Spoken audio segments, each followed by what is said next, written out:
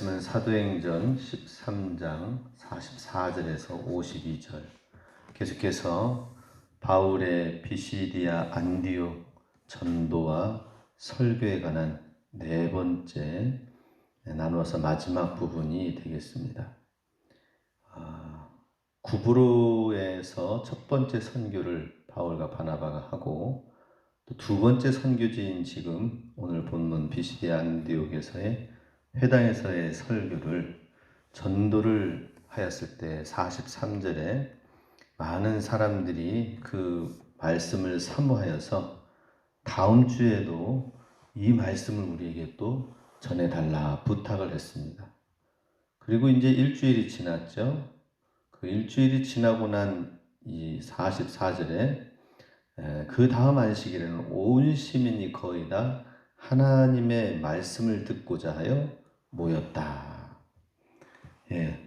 유대인들뿐만 아니라 또 거기에 경건한 유대인들도 이방인들도 있었지만 또 한편으로는 그 지역에 있는 온 시민들이 다 하나님의 말씀을 듣기 위하여 모였다라고 표현하고 있습니다.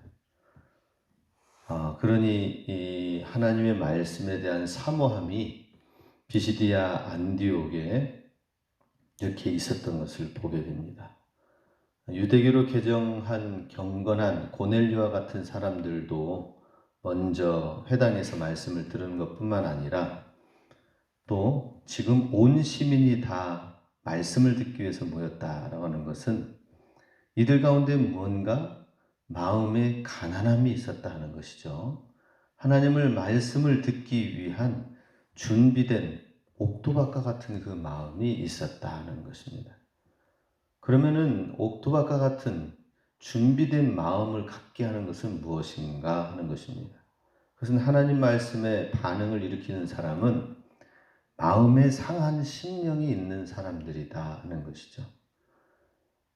죄악 가운데 그 마음에 상한 심령은 어떤 무엇로부터 상처를 받은 것이 아니라 죄를 짓고 나서 그 죄를 짓고 난 그 마음 가운데에는 기쁨이 있을까요?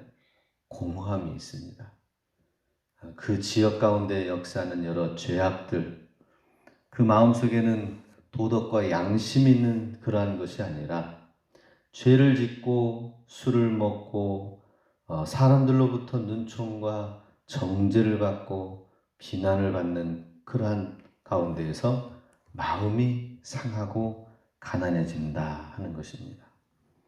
그러니 온 시민이 다 모였다라고 하나님의 말씀을 듣기 위했다고 하는 것은 어떤 경건한 어떤 사람들의 모습만이 아니라 바로 이와 같이 죄인들이 세상 가운데에서 공고하여 만족되어지지 못한 사람들이 행위와 율법과는 상관없이 오직 예수 그리스도의 대속하신 은혜로 구원을 얻게 된다라는 바울의 메시지에 귀가 번쩍되었던 것입니다. 그래서 스스로에 대해서 죄악으로 제약된 삶으로 말미암아 한계를 느끼고 그 죄로 말미암아 인간관계라든지 여러 사회생활이라든지 곤고한 상한 마음 거기에 복음이 들어가기 시작했다는 것입니다. 오늘날에도 이렇게 코로나 시대에 교회가 비난받는 상황 가운데 매스컴이 또 한몫을 더하고 있습니다. 이런 가운데에 주님을 믿고자 하는 사람이 별로 없겠죠. 그렇지만은 하나님의 복음에 구원받기로 작정된 영혼은 여러 마음의 상한 심령, 옥토밭과 같은 심령의 사람들이 개중에 있다라고 하는 것입니다. 유대인들과 같이 교회를 쉽게 정죄하는 그러한 사람들이 아니라 가난한 심령의 소유자들이 이 가운데도 있다. 그리고 복음이 그들에게 들어간다 하는 것입니다. 믿지 않는 자들 가운데 딱 보면은 그냥 교회 코로나 때문에 그렇다던데 하면서 경계하고 아예 안 나가는 사람, 이런 모습도 있고요. 또 한편으로는 생각해 볼게요. 그러면서 교회 가운데 소망을 갖고 자기 자신의 삶을 보니까 참 힘들어. 어려움이 있어요. 그렇기 때문에 가난한 심령 가운데 하나님의 복음을 생각해 보고자 하는 사람들이 있다는 것입니다. 제가 이 코로나 시기에 믿지 않는 사람들을 만나보면은 교회가 하면서 하는 사람들이 있는 반면에 또 한편으로는 귀담아 듣는 사람도 있어요. 바로 그 자리에서 어떤 결단하거나 그런 것은 아니지만은 그 마음의 상태를 볼 수가 있습니다. 반대로 유대인들은 어땠습니까? 45절에 유대인들이 그 무리를 보고 시기가 가득하여 바울이 말한 것을 반박하고 비방하거늘. 유대인들이 분명히 무엇이라고 했습니까? 다음 주에도 한번 우리가 들어보겠다. 그 말씀을 한번 또 사모하면서 듣길 원한다고 하는 그 마음 가운데 일주일 동안 마음이 변심한 사람들이 있습니다. 왜냐? 유대인이 아니라 유대교가 아니라 예수 그리스도교는 분명히 십자가 처형되어진 그 뭔데 하면서 중간에 다른 생각이 들어온 역사가 있는 거죠. 또 한편으로는 유대인들뿐만 아니라 온 시민이 다 말씀을 들으려고 오니까 아니 하나님의 구원, 하나님의 율법 말씀은 유대인들의 것인데 이 이방인들이 말씀을 들으려고 오다니 하면서 시기가 가득하였다. 그 무리를 보고 라고 되어 있죠. 무리를 보고 시기가 가득하여. 그래서 반박하고 바울이 말한 것을 비방하였다는 것입니다. 이 사단이 시기의 마음을 가져다 주니까 다른 사람이 된 것을 보게 됩니다. 딴 사람이 됐어요. 일주일 만에 딴 사람이 되어버렸어요. 그래서 나름대로 하나님을 섬긴다고 하는 자들이 시기심이 발동하자 오히려 바울을 아주 반박하고 그 말하는 것에 대해서 지금 한편에서는 은혜 중의 말씀을 듣고 전혀 모르는 가운데 단지 하나님 말씀을 사모하면서 죄악된 심령 가운데에서 공고함을 떨쳐버리려고 하는 사람들이 있는 그 가운데에 아주 복음의 찬물을 끼얹는 그런 역할을 하고 있는 것입니다. 하나님의 말씀을 모르는 사람들이 아니에요. 사울 왕도 그랬죠. 다윗에 대한 시기심이 사로잡혔을 때에 이유 없이 다윗을 죽이려고 자꾸 괴롭혀요. 얼마나 신실한 다윗 소년입니까? 그렇지만은 이 시기심이 한번 역사하니까 사울 왕은 결국에는 비참한 최후를 스스로 맞게 되는 것을 보게 됩니다. 가인과 아벨 가운데서도 가인도 자기 동생을 살해하는 엄청난 일을 저질렀습니다. 이 시기심을 통한 사단의 역사는 인격을 파괴시키고 불행한 인간 역사를 만들어낸다는 것입니다. 우리는 하나님 말씀을 받고 있지만 잘 깨어 있어야 됩니다. 우리 마음을 겸손하게 하지 않으면 언제 어떻게 교만함과 시기심 가운데 사단의 도구가 될 수도 있다는 것이죠. 그래서 우리 목회하면서 계속 저는 내려놓습니다. 어떤 부러워할 만한 거, 시기할 만한 거 있으면 내려놓고 그렇습니다. 46절에 바울과 바나바가 어떻게 이 사실에 대해서 대응해 나갔습니까? 담대히 말하여 이르되 하나님 말씀을 마땅히 먼저 너희에게 전할 것이로되 너희가 그것을 버리고 영생을 얻기에 합당하지 않은 자로 자처하기로 우리가 이방인에게로 향하노라. 담대히 그 말에 대해서 이야기를 하였습니다. 유대인들이 막 그렇게 공격하는 것에 대해서 무엇이라고 했습니까? 하나님 말씀을 마땅히 유대인들에게 주님이 증거하시라고 해서 전하였고 먼저 너희에게 전하였다. 그렇지만 너희가 그것을 버리고 영생 얻기에 합당하지 않은 자로 자처하기 때문에 우리는 이방인에게로 향하노라. 이 하나님의 말씀, 이 복음을 받아들이지 않는다면은 유대인에게만 전할 필요는 없는 거다. 하나님은 이방인에게로 향하게 하신다라고 하는 것이죠. 먼저 받은 은혜를 소중히 여기고 유대인들이 정말 겸손히 그 말씀을 붙들고 사모하였다면 함께 더불어 구원받는 것, 말씀 받는 것을 기뻐하고 즐거워했을 텐데 오히려 조직적인 유대인들의 배척을 받은 바울은 복음을 들고 이방인에게로 향하게 되는 연설을, 말씀을 선포하고 있습니다.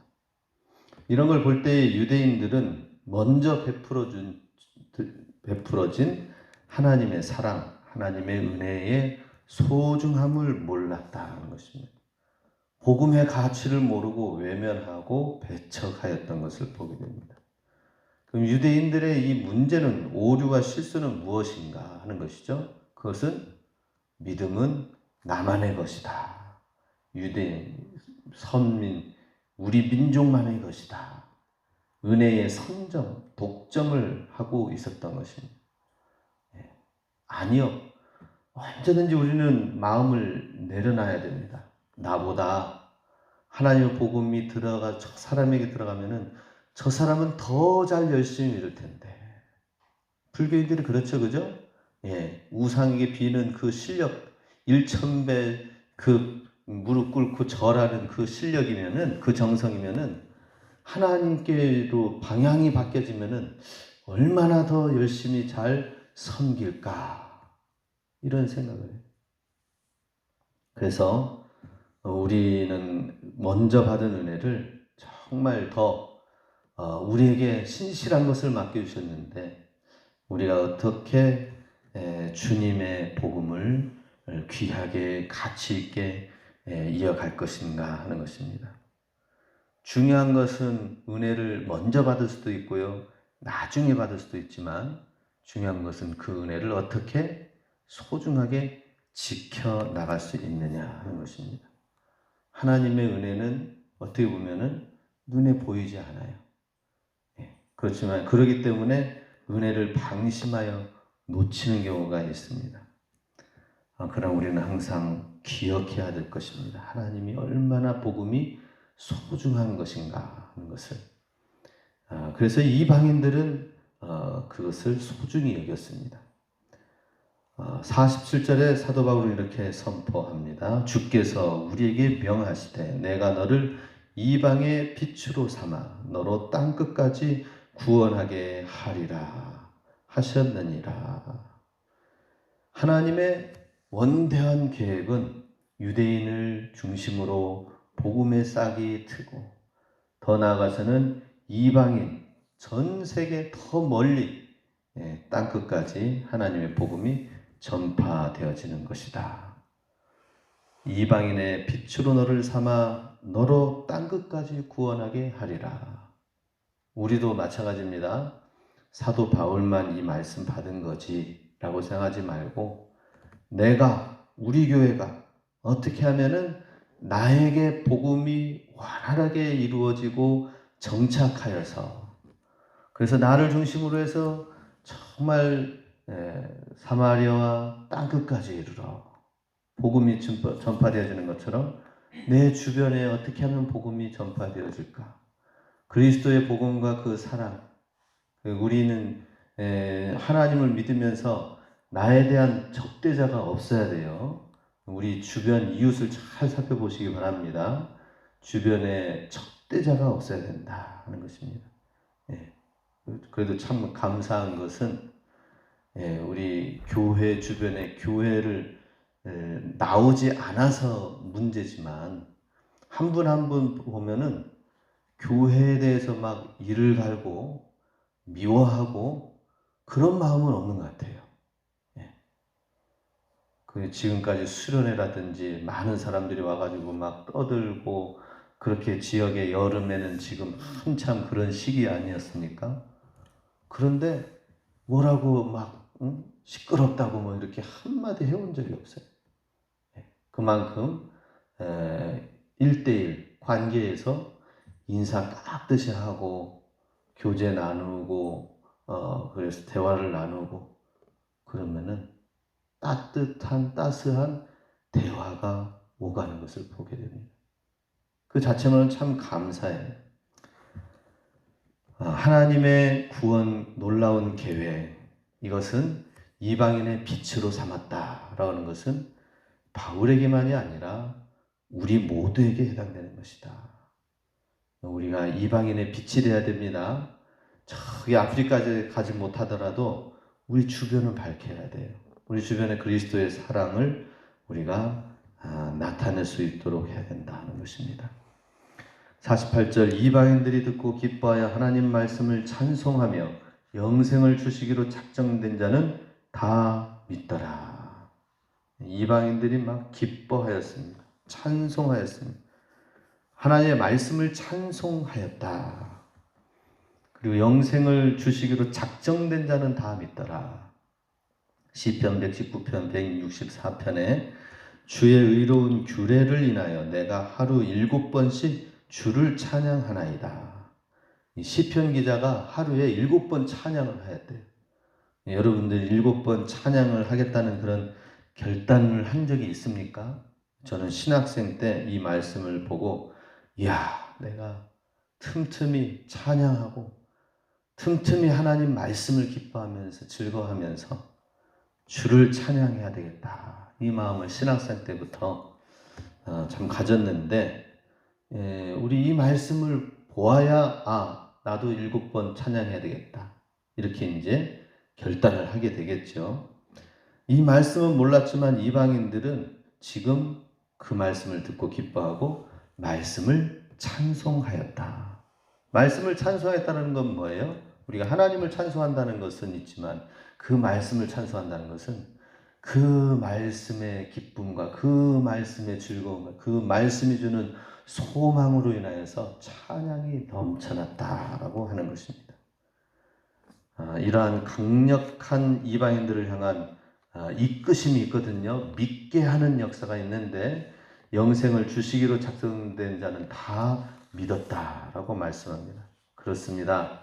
우리도 이 시대에 하나님을 믿는 자들은 예비된 자들은 따로 있다는 사실을 우리는 기억해야 됩니다.